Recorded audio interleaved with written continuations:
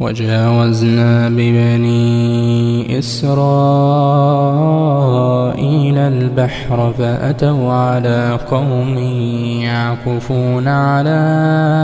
أصنام لهم قالوا يا موسى اجعل لنا إلها كما لهم آلهة قال إنكم قوم تجهلون إن هؤلاء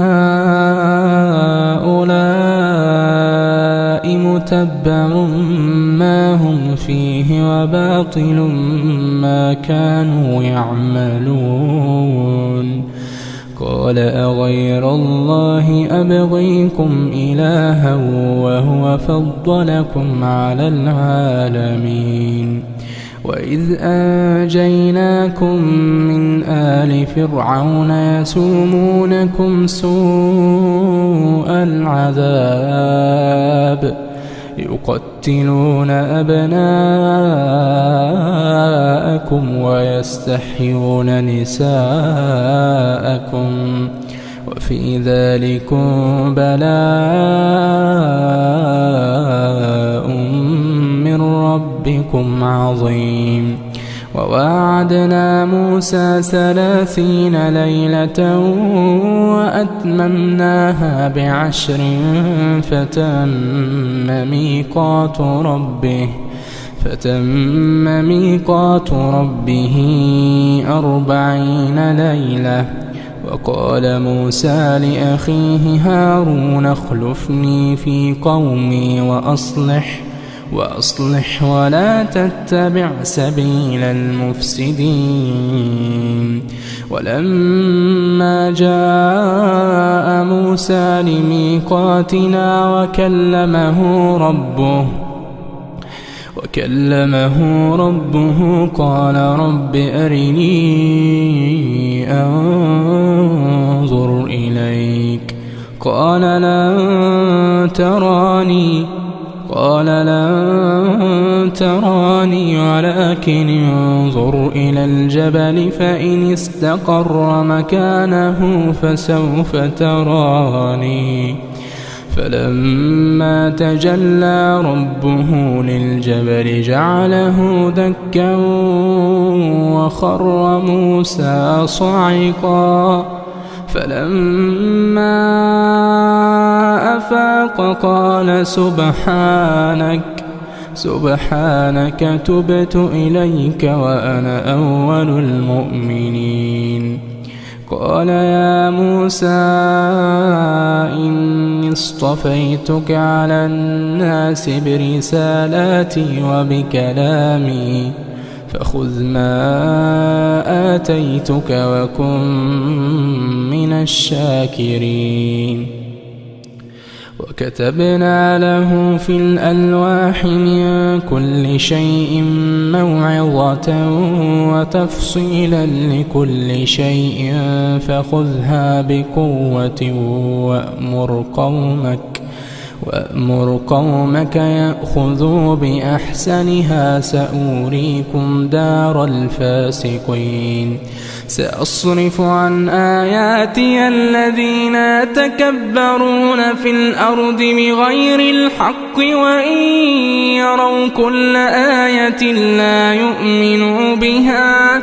وإن يروا سبيل الرشد لا يتخذوه سبيلا وإن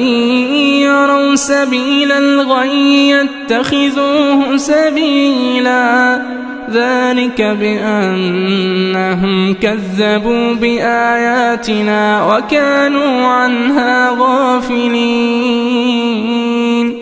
والذين كذبوا بآياتنا ولقاء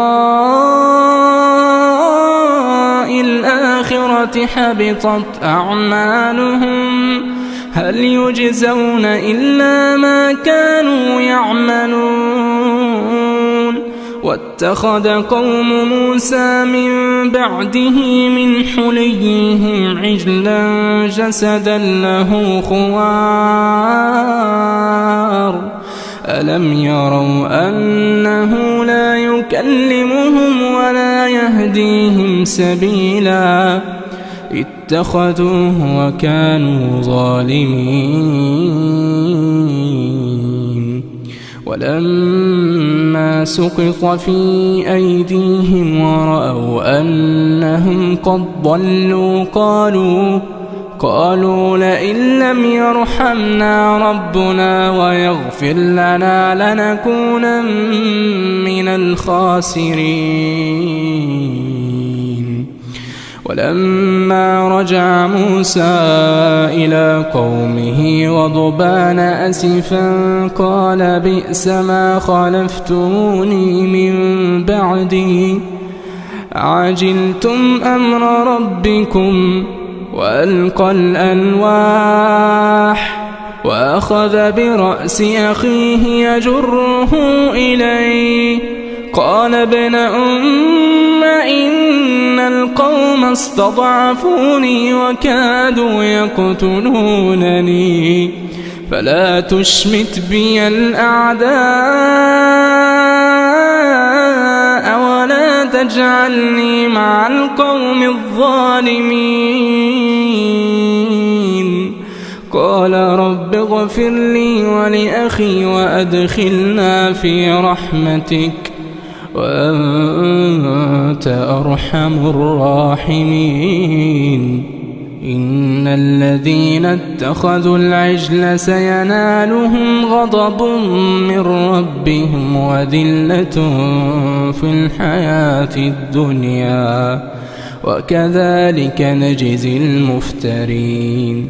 والذين عملوا السيئات ثم تابوا من بعدها وآمنوا إن ربك من بعدها لغفور رحيم.